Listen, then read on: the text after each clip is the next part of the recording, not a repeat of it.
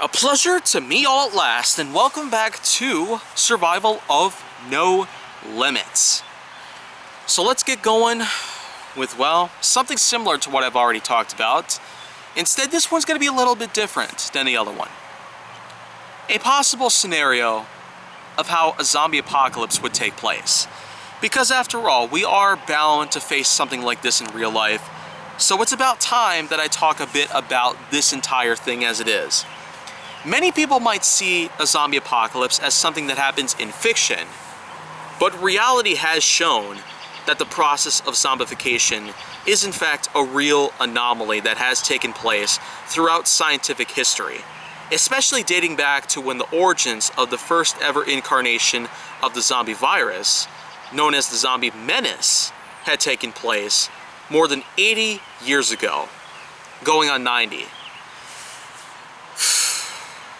I've already talked quite a bit about experiments involving zombified animals and what the outcomes of these things were like, especially given to the fact that some organisms are in fact capable of doing damage or altercations to the brain itself of most animals throughout our ecosystem. So of course, when something like this can happen to a human, then we are bound to face a potential extinction level event that would involve walking corpses. Just as George Romero, the original creator of Dawn of the Dead and Night of the Living Dead, had basically described to us in the famous quotation, "When there is no more room in hell, the dead will walk the earth." So, a zombie apocalypse might as well be something that I'm going to be talking about right now. So, let's get it forward. To explain how it could pretty much work, based on how encountering it as humans could take place, I might as well describe a bit of a synopsis that could take place. A scenario that is unlike many things out there. Whatever the kind of organism it could potentially be, viral, bacterial, parasitic, or otherwise, we're bound to face something that can alter our brain to the point where our motor functions are limited to walking as if we are limping, moaning, feasting on living beings as a whole. Pretty much little more than any of that.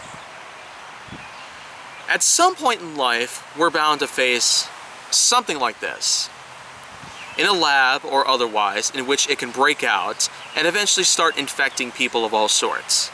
And when it does infect people in a supposedly contained area, it's bound to go outside of a contained area and infect even more people. We're likely to have one of our own labs in the States with something like this in mind.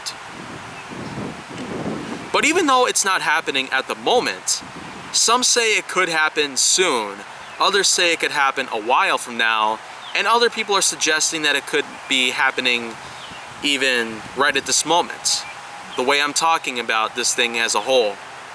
So, you know what? It's about time that I talk a little bit about this as a whole. A zombie virus, bacteria or otherwise, can escape from a lab and infect people across the whole world. And when this whole world has infected people who are walking like crazy, feasting on the living, of all things considered, especially things out there like human flesh, organs, and other tissues surrounding the exoskeleton and endoskeleton as a whole. The skeletons that are naturally made of bone would pretty much be all that's left, alongside living corpses themselves. But for walking corpses, it's a whole nother different story. The undead, as we know, is certainly one of the most nightmarish things out there.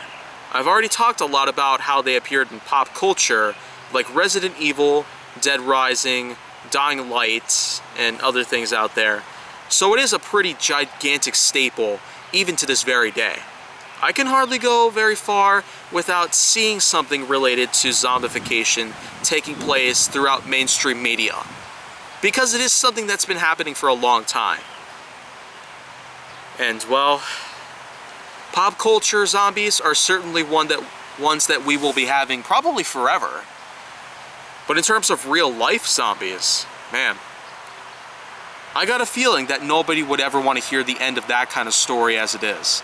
Whether some might perceive it as fiction, others are perceiving it as something that will happen in reality one of these days. As a person myself, I cannot say I'm on board with this situation as it is, but that just goes to show we're probably not going to be facing something like this, maybe in the immediate timeline that we're in. But if we are in fact going to encounter something in the future like this, then man, it's going to be one craptastic ride as we know it. A roller coaster of emotions and possible leadings, outcomes, and otherwise that could potentially take place throughout our future. So to put it in much more better context as it is, a zombie apocalypse could happen. Lots of people out there have mixed feelings about this potential scenario as it is throughout our history. But then again, we've seen a lot of other things that are pretty much considered the unthinkable. So